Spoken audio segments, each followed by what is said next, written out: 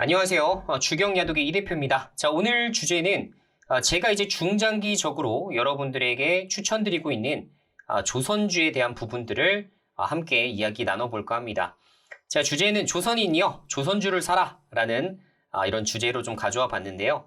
자, 제가 조선주는 지금까지도 슈퍼사이클을 앞두고 있고 오히려 지금이 슈퍼사이클이라고 이해하시는 분들도 계시지만 사실은 2025년도 2028년도에 접근하면 할수록 더 큰 사이클을 기대를 해볼 수 있는 이런 부분이기 때문에 지금부터 분석을 잘 해놓고 저점에서 모아나가는 것을 잘 하신 분들이 반드시 승리할 수밖에 없는 게임이다 말씀을 드리고 있는데요. 자, 그런 면에서 조선주 사이클을 왜 장기적인 시각을 가지고 접근해야 되는지 이 부분부터 좀 설명을 드려볼까 합니다. 자, 대다수의 분들이 조선주를 샀는데 왜 안 오르나요? 이렇게 물어보시는 분들 계세요. 하다못해 오늘은 조선주 왜 크게 빠졌을까요? 악재가 있나요? 슈퍼사이클을 앞두고 있다는데 갑자기 악재가 터졌나요? 이렇게 물어보시는 분들도 계시고요. 장기적으로 좋다고 했는데 주가는 오히려 하락하네요. 이렇게 비아냥거리는 이러한 코멘트들도 상당히 많습니다. 자, 공부가 덜 된 만큼 사실은 이 종목과 이 섹터에 대한 신뢰도 자체가 좀 많이 낮아졌기 때문이라고 저는 판단을 하고 있습니다. 자, 지금 대다수의 이제 중장기 가치 투자자들이 조선주를 입을 모아서 지금 이야기하고 있는 이유는 바로 조선주에 대한 그 어떤 부분보다도 노후화된 패선에 대한 교체 수요와 그리고 그리고 말씀드린 대로 현재 같은 경우에는 IMO 2020을 통해서 당연히 친환경 선박에 대한 수요가 같이 늘어날 수밖에 없는 거예요. 자, 폐선은 많아져요. 그러니까 배를 자체를 없애버리는 굉장히 오래돼서 노후화된 선박들이 많아지는 시기이다 보니까 여기에 대한 교체 수요 발생. 자, 그리고 아까 말씀드린 대로 친환경 선박에 대한 법적인 규제 부분이 동시다발적으로 엮이기 시작하면서 엄청난 발주를 나타낼 수밖에 없다라는 것이 가장 큰 포인트라고 볼 수가 있겠습니다. 자, 그럼에도 불구하고 주가가 이렇게 연일 이거 보시다시피 뭐 급등했다가 급락했다가 급등했다가 급락했다가 급등했다가 이런 패턴적인 부분을 크게 그려나가는 이유는 뭘까요? 일단 먼저 매 분기별 실적이 여러분들이 생각하시는 것만큼 드라마틱하게 오르지는 않습니다. 자, 철강 후판에 대한 가격도 지금 하향으로 지금 협상을 좀 앞두고 있는 시점이지만 자, 결론적으로 원자재 가격부터 시작해서 아까 말씀드린 대로 신조선가 지수는 꾸준하게 우상향을 하고 있어요. 자, 그거인 즉슨 시간이 흐르면 흐를수록 더 높은 가격으로 선박 수주가 가능하다라는 이야기가 되겠죠. 그런데 그런 부분들이 한 번 한 번의 발주를 나타낼 때마다 드라마틱하게 변화를 준다? 당연히 아닐 겁니다. 자, 그래서 지금 신조선가 지수가 쭉쭉 상승 구도를 지속하고 있는 이 상황이 종결되지 않는 이상 매 분기별 실적이 드라마틱하게 오르는 것을 기대하기보다는 연간별 실적으로 천천히 10%, 20%씩 좋아지는 이런 구간을 무려 10년에 걸쳐서 발생시킬 가능성이 높다. 이게 이제 포인트가 되는 거예요. 자, 그래서 여러분들 지금 이제 보통 이제 발주가 찍히고 이런 수주를 따내게 되면 조선주도 이제 굉장히 좋다. 상당히 좋은 호황이네. 호재네. 라고 생각을 하면서 주가가 단기적으로 슈팅할 수는 있겠지만 그 선박 발주가 매달 찍히진 않죠. 그러면 선박 발주 찍혔다가 좀 조용해지면 주가 빠지고 다시 한번 또 수주를 또 받기 시작하면 그때 또 주가가 움직이기 시작하고 이러한 패턴들이 계속되다 보니까 지금 보통 한 6개월 단위마다 올랐다가 빠졌다가 올랐다가 이런 현상을 지금 계속해서 반복해 나가고 있는 겁니다. 자, 다시 한번 말씀드리지만 조선주는 여러분들이 3년, 5년간의 이런 장기적인 그림을 보고서 투자하지 않으신다면 생각보다도 여러분들이 재미를 못 볼 수밖에 없는 섹터 중에 하나입니다. 자, 그러나 만약에 내가 3년, 5년 정도의 내가 인내력을 가지고 있는 투자자라면 다시 한번 강조드리지만 조선주는 여러분들에게 굉장히 좋은 2차 전지만큼의 굉장히 좋은 호황을 가져다 줄 섹터임은 분명해 보입니다. 자, 그 부분에 대한 조선주 팩트 체크 시간을 다시 한번 가져볼까 합니다. 자, 먼저 첫 번째, 도크 같은 경우 보통 배를 만들 공간 자체를 확보하는 것을 저희가 도크라고 표현을 하는데요. 이 도크가 2027년까지 사실상 마감이 됐습니다. 자, 이제 그 이후 이제 수주를 따낼 수 있는 이런 부분들에 대해서 지금 현재 지속적으로 수주를 따내고 있는 모습이에요. 대다수가 아시겠지만 LNG 선박, 그죠? LNG 운반선이 보통 가장 큰 규모를 좀 차지하고 있고, 이것 외에도 뭐 탱커선부터 시작해서 초대형 컨테이너선 등등 관련된 부분들이 좀 있습니다. 자, 그리고 두 번째, 신규 선박 수주를 위한 해외 조선소에 대한 인수를 검토하고 있는 것들도 있어요. 즉, 지금 내가 가진 캐파만으로는 이렇게 물밀듯이 들어오는 이런 발주를 내가 감당할 수가 없다라고 판단하고 하나오션 같은 경우는 해외 조선소 인수도 검토를 하고 있습니다. 또한 HD 현대중공업 역시 지금 이렇게 물 들어올 때 노져야 된다라는 생각을 가지고 사우디 쪽과도 지금 협력을 체제를 좀 갖춰나가기 위해서 진행을 좀 하고 있어요. 이따가 좀 말씀드리겠습니다. 자, 그리고 한국조선이 2등이다. 이런 뉴스 나와요. 그죠? 자, 이런 뉴스를 보고서 야, 이미 중국에 밀렸네. 중국보다도 기술력 지금 딸리는 거 아니야? 이렇게 오해하시는 분들이 계십니다. 자, 그런데 이거 보시면 자, 한국조선 수주량 중국에 밀려서 2등이다. 수주 선종의 다양화는 긍정적인 평가. 근데 뭐가 부정적인 평가라는지는 제가 알 길이 없네요. 자, 보게 되면 이 기사 속에서도 자, 영국의 어쩌고저쩌고 클락슨 리서치에 따르면 지금 현재 올해 전 세계 누적 선박 발주량 자체는 작년 동기 대비보다 21% 감소했다. 자, 이것을 봤을 때에는 조선주 슈퍼사이클 맞아요? 하실 수가 있어요. 하지만 지금 현재 말씀드린 대로 발주량을 들어오는 걸 다 받는 게 아니에요. 지금 발주를 다 주면 이걸 다 수주하는 게 아닙니다. 봐가면서 수주예요. 선별 수주라고 표현하는데 안 그래도 돈 안 되는 선박을 뭐하러 수주를 따냅니까? 지금 돈 되는 선박만 따내더라도 지금 도크가 꽉 찼어요. 그런데 돈 안 되는 선박까지 들어온다? 우리가 감당할 이유가 전혀 없습니다. 중국 쪽에는 그런 물량 싹 다 몰아주는 거예요. 그리고 우리는 가장 크게 돈 될 만한 기술력 있는 선박들만 선별해서 받고 있는 실정입니다.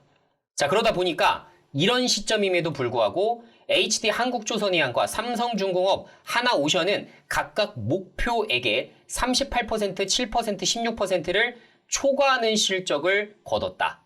자, 그리고 올해 현재까지 수준 목표를 채운 빅3는 136%의 달성률을 보인 HD 한국조선해양이 유일하다. 자, 이것을 봤을 때 수주가 별로 안 좋네 라고 생각하실 수 있어요. 다시 한번 말씀드리지만 도크가 꽉 찼다니까요. 도크가 꽉 찼어요. 그러면 앞으로 지금부터 이제 신규 수주 따내야 될 것들은 지금까지 따낸 것들보다도 더 수익성이 높은 선박을 따내야겠죠. 너무나 당연한 이치가 되겠죠. 그런 것들을 지금 현재 기다려보고 있는 입장이라고 보시면 되겠습니다. 자, 그러면 LNG 선박이 지금 수주가 감소되는 측면에서 돈 되는 선박이 과연 없을까요? 자, 이것도 알아볼 필요가 있겠죠. 자, 한번 체크를 해보면 자, 내년도 LNG 컨테이너선에 대한 발주가 줄고 뭐가 는다? LPG와 암모니아선이 증가한다 라는 소식 이렇게 뉴스로서 좀 확인해 볼 수가 있는데 자, 우리가 보통 초대형 암모니아 운반선이라고 하는 거는 VLAC라는 이런 선박이 있습니다. 자, 그것에 대한 발주가 지금 국내 조선기업의 새 먹거리로 떠오르고 있어요. 자, 이런 것들을 잘 기다렸다가 돈 되는 선박들, 예를 들어서 이익률을 10% 남길 이런 선박을 수주하는 것보다 예를 들어 20%를 이익률을 남길 수 있다. 당연히 20%짜리를 따내야겠죠. 자, 그래서 지금 그런 부분이 2035년까지 무려 200척 수준의 암모니아 운반선 발주가 이루어지고 LPG 선박 발주 또한 지금보다도 2배 이상 늘 수 있다라고 전망을 하고 있다라고 해요. 자, 이것도 뭐예요? 사실상 초대형 암모니아 운반선이 이렇게 발주가 증가하고 있는 이유가 뭘까요? 앞으로 여러분들 2050년까지 수소 경제가 찾아옵니다. 자, 근데 수소는 아시다시피 운반할 때 굉장히 큰 비용이 들고 사실상 운반하기 어렵습니다. 그런데 그거를 만약에 암모니아 형태로 운반을 좀 하게 된다면 그러면 비용도 절감할 수 있을 뿐만 아니라 그죠? 굉장히 수월하게 운반을 할 수가 있어요. 자, 그런 부분 때문에 사실상 지금 현재 암모니아가 가장 시장에서 효율적인 수소 운반 수단으로 각광을 받고 있는 시점입니다. 그죠? 자, 그래서 실제로 지금 하나오션이 초대형 암모니아 운반선 지금 수주를 따내기 시작하면서 가장 크게 지금 주가가 올라가고 있는 이유이기도 해요. 이렇게 일봉으로 좀 보게 되면 어제도 그렇고 오늘도 그렇고 장중이 굉장히 크게 올랐죠. 그래서 어제 오늘 무려 거의 20% 가까운 상승세가 나오기도 했는데, 자, 이런 부분이 앞으로 굉장히 큰 메리트가 될 수 있는 선박이 될 것이다 라고 볼 수가 있겠고요. 자, 이런 것들이 지금 진행이 되고 있습니다. 자, 그리고 지금 또 이제 팩트 중에 하나가 기한 내 납기 총력 과연 가능할까? 이런 부분에 대한 부분들이 좀 많이 나와요. 자, 문제점으로 거론되고 있는 부분입니다. 자, 보통 이제 인력난 때문에 기한 내 납기가 좀 어려울 것이다라고 보고 있겠지만, 이번 이제 또 총선에서도 가장 큰 키워드로 떠오르고 있는 것이 결론적으로는 뭐죠?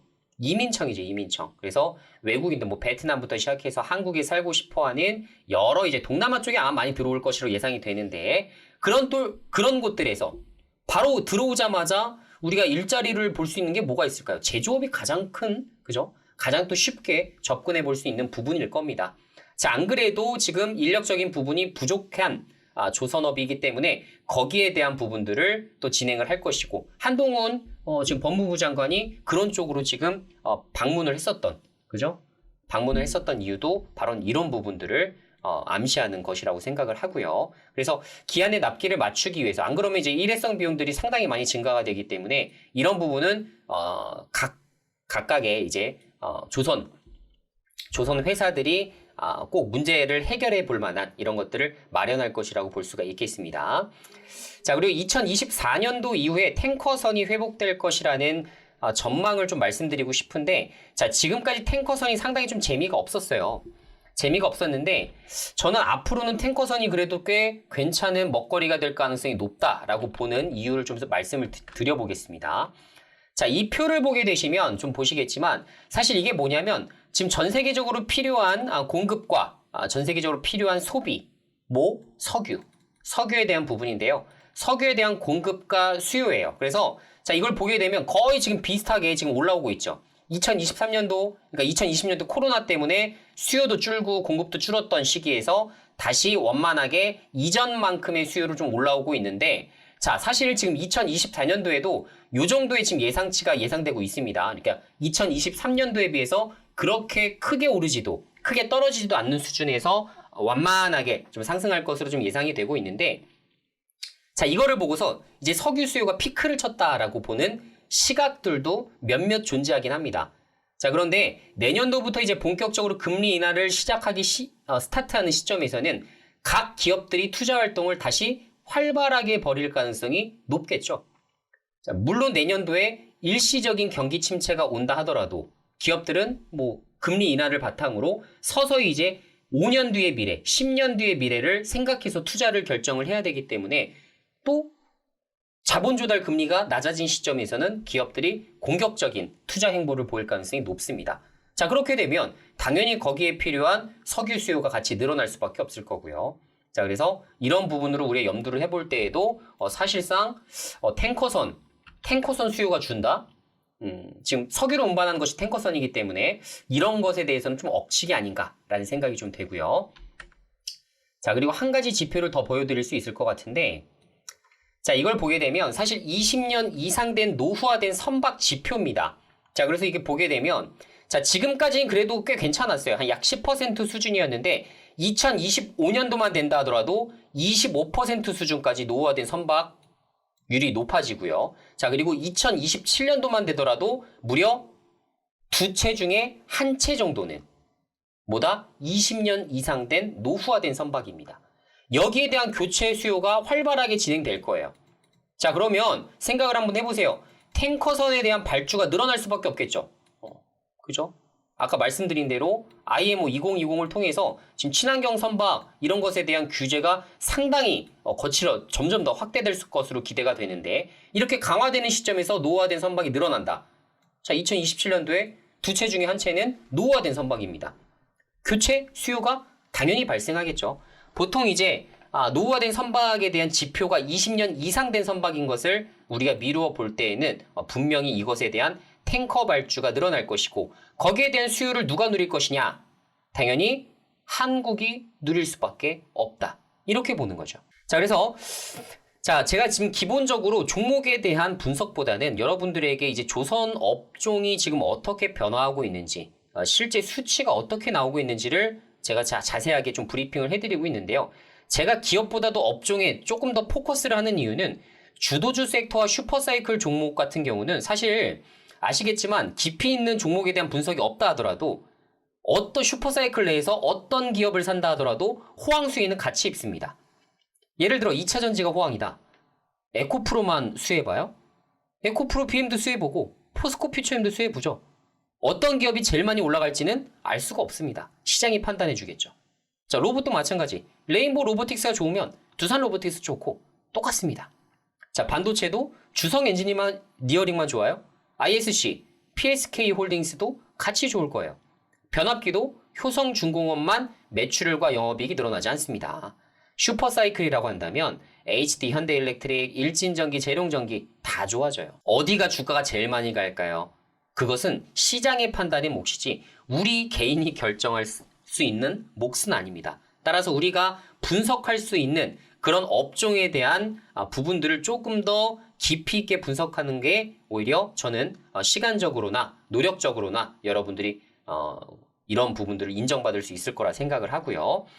따라서 조선주의 슈퍼사이클이 도래함에 따라서 조선주 그리고 조선 기자재, 피팅 밸브 업체들까지 모두가 수혜를 누릴 수 있는 그런 때가 분명히 온다라는 그런 관점으로 관련된 종목들을 여러분들이 매수, 분할 매수해 나가시는 것이 가장 좋다라고 말씀을 드립니다.